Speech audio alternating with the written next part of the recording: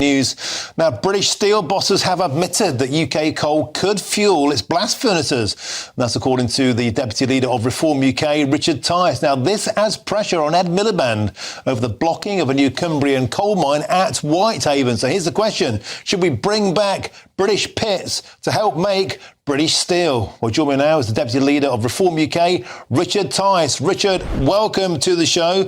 You've been on this conversation for years now. You were one of the first to say British steel should be fully nationalised as a strategic industry. And you've also been saying, why not power it with British coal? Tell us why you think that's a good idea. Well, it's got a good ring to it, hasn't it? British coal for British steel, for a nation who believes in making our own things. And we know that actually those two industries were the powerhouse of wealth creation for the Industrial Revolution. But look, we've all been gaslit, we've been misinformed, and we've been lied to. And I've discovered it. And I'm calling out the Labour Party and the eco-zealots. When the pit was denied being opened last autumn by Ed Miliband, a concerted effort went around by everybody to say that the coal wasn't suitable to be used by our own blast furnace steelworks at Port Talbot and Scunthorpe, and it was all going to be exported. I have discovered that that was a lie. Last Saturday, in the House of Commons, a Labour MP repeated that point. He misinformed the House of Commons. James Murray, the Chief Secretary of the Treasury, earlier this week, likewise, at best misinformed the British people.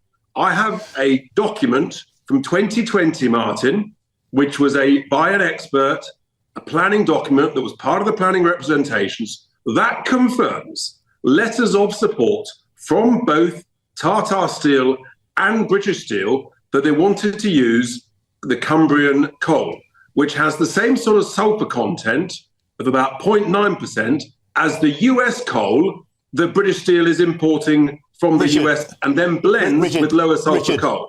Just to interject, I'm very familiar with this case as well, and the position from Greenpeace, I think from Ed Davey and from the Labour Party until now, the official line, if you like, has been that the Whitehaven coal is too sulphur rich. It's dirty coal. It's not good enough to be burnt in British blast furnaces, and it was only earmarked for exportation, and therefore the mine wasn't viable. That was the official line. You're saying that's wrong.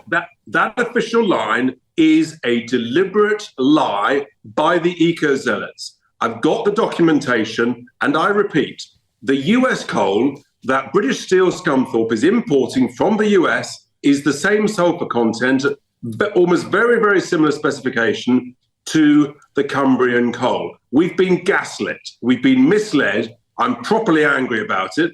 Literally 10 days ago, I had senior British Steel executives in Scunthorpe tell me that they could use the Cumbria coal. These lies and misinformation from the zealots and the other MPs has got to stop. And all of a sudden, let me just reinforce this point. In the last week, we've seen parliamentarians all of a sudden in love with blast furnaces. The same parliamentarians who until a month ago were hoping that Jingye would do a deal to close the blast furnaces and replace them with newly built electric arc furnaces. I mean, the pure hypocrisy of these people when they were faced with Nigel and I calling it out and saying there were 3 days to save those blast furnaces. That's why there was a recall of Parliament.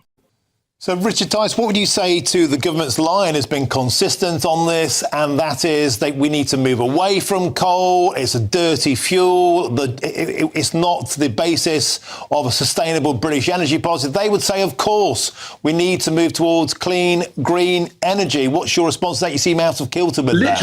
Literally, last Saturday, we had the first recall Parliament on a Saturday for 43 years in order to save the blast furnaces. That's what was done. And the reason was the government panicked because Nigel and I said, we've got to save these blast furnaces. So you can't work blast furnaces from electricity. You need coal. The only question is, where does it come from, this coking coal? You either import it from overseas, creating a lot more CO2 and use of shipping fuel, bringing it in from Australia or from the US, or guess what? You could send it about 150, 200 miles from Cumbria, from that West Lancashire mine, and that would be great. British jobs, British wealth creation, British coal for British steel. What's not to like? I'm raging angry about it. I really am, because when you have British Steel executives tell you that coal was fine, thank you very much, and yes, you blended in your coking ovens, and guess what? The Chinese Jingye, who clearly bought a British Steel to sabotage it and wind it down, they closed the coking ovens. Well, fine. In the overall scheme of things, we'll let's get some new coking ovens. We've got to think British. We've got to think about our own self-reliance. Okay. We've got to invest in that plant and go for it. We can make a great, great business, a viable business of British Steel. Okay, Richard Tice, we have to leave it there. Thank you very much for joining us on this Easter Friday. I appreciate your time. Now, a British Steel spokesman has told GB News this, saying it was focused on sourcing the best and necessary materials needed to keep our operations running. And a government spokesman told GB News this: the Labour government is focused on securing our steel industry to protect British jobs and British workers.